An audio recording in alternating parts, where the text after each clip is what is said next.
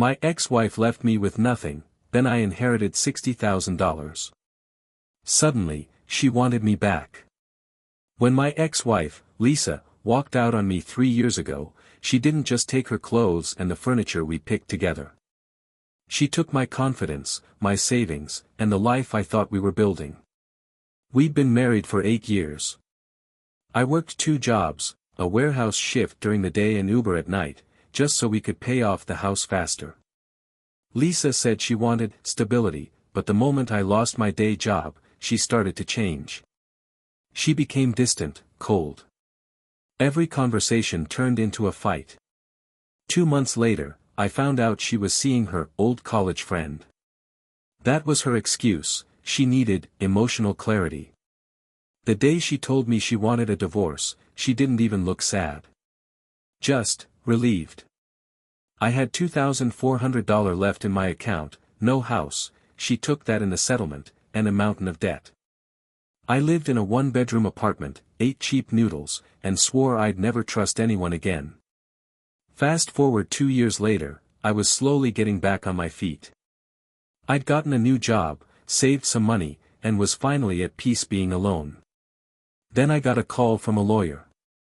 My great-uncle, whom I hadn't spoken to in years, had passed away, and in his will, he left me $60,000. Just me. No one else in the family got a dime. I was in disbelief. The man barely talked to anyone, but I remembered once, when I was 16, helping him fix his car in the rain. I never thought he'd remember that. That money changed everything. I finally paid off my debts, moved to a small but nice house, and even started a small woodworking business, something I'd always dreamed of. Then, as if the universe was testing me, Lisa called. It started with a text. "Hey, how have you been? I was thinking about you today." I almost laughed. I ignored it at first.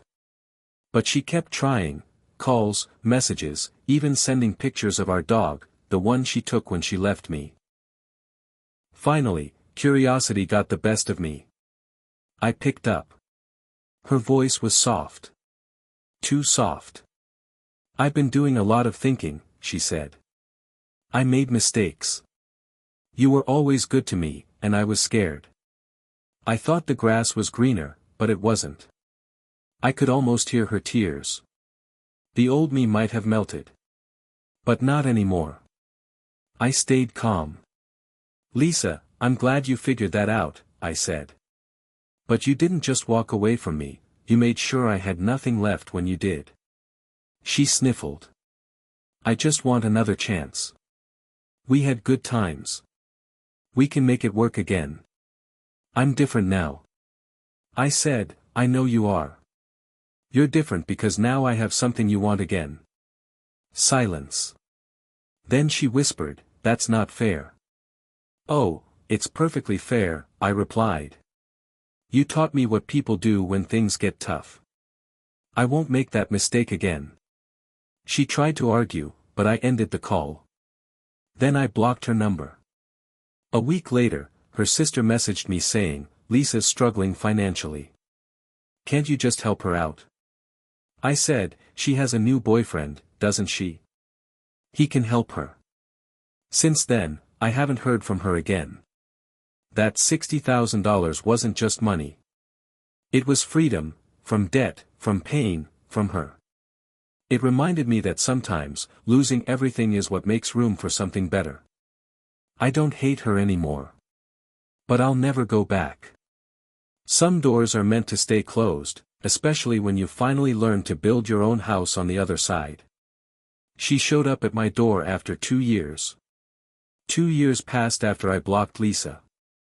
2 peaceful, steady, beautiful years. My woodworking business had grown. I wasn't rich, but I was finally living the kind of life I used to dream about: quiet mornings with coffee, weekends spent building custom furniture, and evenings without tension or shouting. Then, one cold November morning, I opened my door and nearly dropped my mug. Lisa was standing there. Her hair was shorter, her clothes looked worn, and she had this fake smile that didn't reach her eyes. "Hey," she said softly. I was in town, thought I'd stop by. I froze. I hadn't seen her in person since the divorce. My stomach turned, not because I missed her, but because I remembered every sleepless night, every cruel word, every time she told me I wasn't enough. I didn't invite her in right away. "Why are you here, Lisa?" I asked. She glanced past me into my house. "You've done well," she said quietly. "I saw your website. Your furniture's amazing." I gave a short nod. "Thanks. Took a lot of work." She sighed. "Look, I know I don't have a right to ask for anything. But can we just talk? 5 minutes. That's all." Against my better judgment, I let her in. Maybe I wanted closure. Maybe I wanted to prove to myself that she no longer had power over me. She sat at my kitchen table, the same table I built by hand last year, and looked around like she was remembering something. "You always wanted this kind of life," she said. "Simple. Peaceful." "Yeah," I replied. "And I got it. Without you." Her face twitched. "I deserve that," she said. "But I also deserve to explain." I didn't say anything. I just leaned back and waited. She told me her new relationship after me had fallen apart. That her boyfriend, the man she left me for, had cheated on her and drained her savings. She'd been living with her sister since, working 2 jobs, struggling to stay afloat. Then came the line I knew was coming. "I've changed, really. I know what I lost. I want to make things right." "Make things right?" I repeated. "Lisa, you didn't just hurt me, you destroyed me. And when you saw I was doing better, that's when you reached out again." Her eyes filled with tears. "No, it's not like that. I swear. I've been in therapy. I've realized how selfish I was. I want to start fresh, maybe even help with your business." I laughed, quietly, bitterly. "Help? You didn't believe in me when I had nothing. You left me when things got hard. Why would I ever let you near my life again now that I've rebuilt it?" She looked down, embarrassed. "Because I still love you." That sentence hit like a ghost from the past. I felt a chill, but it wasn't love, it was pity. "No, Lisa," I said firmly. "You love the idea of me. The version of me that's stable, independent, and successful. The man who pulled himself up after you left. But you don't love me. You loved control." She tried to reach across the table, but I pulled back. "I don't want to hurt you," I continued.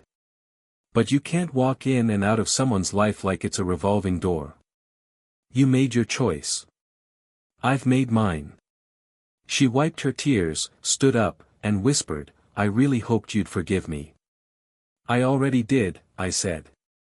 "That's how I moved on." She looked confused. "Then why won't you take me back?" "Because forgiving you doesn't mean forgetting what you did. And it sure as hell doesn't mean repeating it." She left quietly. No more tears. No drama. Just a heavy silence when the door closed. For a while, I stood there, staring at the empty chair she'd just sat in. And for the first time, I didn't feel anger or sadness, only peace. That night, I went out to my workshop, sanded down a half-finished oak table, and realized something. That $60,000 inheritance didn't save me. Letting go did. She tried to take my business. A few months passed after Lisa showed up at my door. I thought that was it, her final attempt to crawl back into my life. I was wrong. At first, things were quiet. My business grew steadily. I started getting orders from nearby towns, even shipped a few custom pieces across the state. It felt like everything was finally falling into place. Then one morning, I got a letter in the mail. From a lawyer. The words made my heart race. Regarding joint assets from the marriage of Lisa and my name. Joint assets? What joint assets? We'd been divorced for 3 years. Everything had been settled. I called the lawyer listed on the letter. He confirmed Lisa had filed a claim. She was arguing that since my woodworking business had roots during our marriage, she was entitled to a share of its current value. I actually laughed at first. Are you kidding me? I said. This business didn't even exist back then. He sighed. I understand, sir. But she's claiming you used marital funds, tools, materials, or savings, to start it. If she can convince the court, she could get a percentage. It felt like the air was sucked out of the room. Lisa wasn't just trying to get back with me. She was trying to cash in. I called my own attorney, a good one this time, and handed him every receipt, every transaction, every email showing when and how I started the business. Every penny came from the inheritance. My uncle's money, long after Lisa and I were over. Weeks turned into months.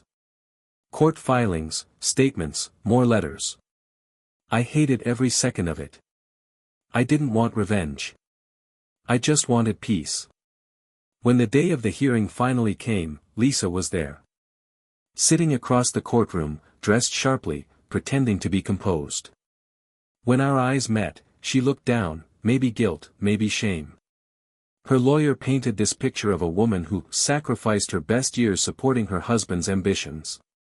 He claimed I used her emotional and financial labor to create my success. It was absurd. But when I took the stand, I didn't raise my voice. I just told the truth. I told them how I started from nothing after she left. How I slept on a couch for months. How every tool I owned was bought with money my uncle left me, not with anything from the marriage. When I finished, the judge asked one simple question. Mrs. Parker, do you have any evidence that this business existed prior to your divorce? Lisa hesitated. She flipped through her documents. Then she whispered, no. The case was dismissed. Just like that. When we walked out of the courthouse, she followed me to the parking lot. I wasn't trying to hurt you, she said quietly. I just thought I deserved something for all those years. I turned around slowly. You already got what you deserved, Lisa. You got to start over when I had nothing. I just chose to build something better from it. Tears welled up in her eyes again. I really did love you, you know. I nodded. Maybe once. But love without respect isn't love, it's control. Then I got into my truck and drove away. I didn't look back. That night, I returned to my workshop, my safe place. I turned on the radio, sanded another table, and let the rhythm of the tools drown out every memory of her. I realized something as the sawdust swirled in the air. Money doesn't ruin people. It just shows who they've been all along. Lisa had shown me everything I needed to know, twice. And this time, there would be no third chance. She couldn't stand seeing me happy again. A year passed after the court case. A quiet, steady, good year. The business was thriving. I'd expanded my small workshop into a proper studio, hired 2 apprentices, and started teaching weekend classes in woodworking. Life finally had rhythm, calm mornings, satisfying work, peaceful evenings. Then came her. Her name was Emily. She came to one of my weekend classes, a writer who wanted to learn to build her own desk. She had this laugh, easy, warm, real. We'd talk between lessons about books, art, life. It felt effortless. No pretending. No walking on eggshells. Just honesty. Before I knew it, coffee after class turned into dinners, dinners turned into weekends spent together. She wasn't impressed by money or the business. She just liked me. And for the first time since my divorce, I let someone in. Then, one afternoon in early spring, I was out front sanding a table when I saw a familiar car pull up. Lisa. My stomach dropped, but this time, I didn't feel anger. Just exhaustion. She stepped out, saw me, and froze when she noticed Emily by my side, laughing at something I said. Lisa's face changed, a mixture of shock, jealousy, and regret. She waited until Emily went inside before approaching. "I heard you're seeing someone," she said. "She's pretty." "Yeah," I said, wiping my hands. "She's great." Lisa smiled faintly. "I'm happy for you." But her eyes told a different story. There was a long pause before she added, "It's strange. I thought we'd always find our way back to each other someday." I looked her in the eye. "That's the thing, Lisa. You never find your way back to something you burned down yourself." She flinched but stayed quiet. "I didn't come here to cause trouble," she finally said. "I just wanted to see you, to see if you're really okay." "I am," I said simply. "Better than ever." She nodded, her voice breaking. "You really moved on." "I had to," I said. "You left me with nothing. But that gave me everything: freedom, peace, purpose. And now, someone who actually values me." Her lip trembled, but she tried to hold herself together. "I wish things had been different." I looked at her one last time and said, "So do I. But they're not. And that's okay." She got back into her car. For a second, she looked like she wanted to say something more, maybe to apologize, maybe to beg again, but instead, she just drove away. And just like that, the ghost of my past finally left for good. When Emily came back outside, she asked, "Everything okay?" I smiled. "Yeah," I said. "It finally is." That night, as we sat together in the workshop, listening to the quiet hum of music and the smell of freshly cut wood filling the air, I realized something. Lisa taught me what love isn't. Emily showed me what it can be. And for the first time in a long, long while, I wasn't just surviving. I was living. The lesson I never expected to learn. It's been 6 years since the day Lisa drove away for the last time. Sometimes, I still think about it, not with anger or sadness, but with quiet reflection. A lot has changed since then. The business grew beyond anything I imagined. I now own a small workshop in town, employ 4 people, and mentor young craftsmen who remind me of who I once was: hungry, uncertain, but full of heart. And yes, Emily's still here. We got married 2 years ago, in a small ceremony behind the shop, under the oak tree I built our first table from. No fancy decorations, no crowd, just close friends and laughter. She didn't want a big wedding. "I just want us," she said. And for once, that was all I wanted too. Every Thanksgiving, I visit my great-uncle's grave, the man who left me $60,000 and unknowingly gave me a second chance at life. I always leave a small wooden carving there, a way to say thank you for believing in me when I didn't believe in myself. Last year, one of my apprentices, a quiet kid named Ryan, asked me during lunch, "Do you ever regret what happened with your ex?" I thought about it for a while before answering. "No," I said finally. "Pain teaches you what peace really means. If I hadn't lost everything, I wouldn't know how to appreciate what I have now." He nodded, still curious. "But didn't it hurt, seeing her again?" "Of course," I said. "But healing doesn't mean forgetting. It means remembering without bitterness." That night, after everyone left, I stayed late in the shop, just listening to the steady rhythm of rain on the roof. It sounded like the past, familiar, but distant. I picked up a piece of walnut wood, the same kind I used when I first started, and began carving something new. My hands moved slower now, more deliberate, more grateful. There was a time I thought money would fix everything, that the $60,000 inheritance was the universe rewarding me for suffering. But I know better now. The real inheritance wasn't the money. It was the strength to rebuild. The courage to stay kind in a world that wasn't. And the wisdom to know when to let go. Lisa became a chapter, an important one, but not the whole story.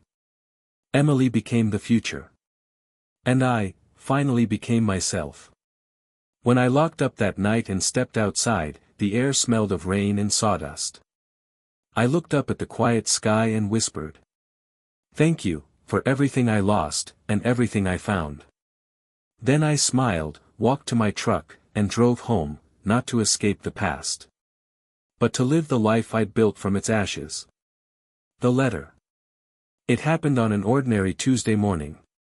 I was sorting through mail in the workshop office, bills, catalogs, a few customer notes, when I noticed an envelope with familiar handwriting. Lisa. I hadn't heard from her in nearly 4 years. My first instinct was to throw it away unopened. But something, maybe curiosity, maybe closure, made me stop. I sat down, took a breath, and opened it. Inside was a handwritten letter. No drama, no manipulation this time. Just honesty. "Hi. I don't expect you to answer this. I just needed to say some things before I can move on. When I left, I thought I was chasing happiness. I blamed you for everything that was wrong in my life. But I see now that it wasn't you, it was me. I was selfish, impatient, and scared of the kind of love that actually required effort. I saw you with her once, the woman you're with now. I could tell right away that she loves you the way I never could, quietly, without conditions. I used to tell myself I deserved better. The truth is, you did. I'm sorry. For everything. I hope your life is full of peace, even if I'm not in it. Lisa." I read it twice. Not because it hurt, but because, for the first time, it didn't. It felt like the echo of an old song I'd once known every word to, but could barely remember now. I folded the letter, placed it in a drawer, and stared at it for a moment. Then I took out a blank sheet of paper and began to write. "Lisa. Thank you for the letter. I forgive you. Not because I forgot, but because I'm free now. You were part of my story, and that story taught me who I am. I hope you find the same peace one day. Take care. My name." I mailed it the next morning. No return address, no signature beyond my first name. Just closure. That evening, as the sun set behind the workshop, Emily came by with 2 cups of coffee. She smiled when she saw me sitting quietly. "Long day?" she asked. I nodded. "Just, closing an old chapter." She leaned on my shoulder, warm and steady. "Then let's start a new one." I smiled. And for the first time in my life, I realized that endings aren't always sad, sometimes they're just the final proof that you made it through. Lisa's letter didn't reopen old wounds. It simply reminded me how far I'd come from the man she left behind. And as I watched the last light fade over the fields, I whispered to myself, not out of anger, not out of pride, but pure peace. I'm finally home.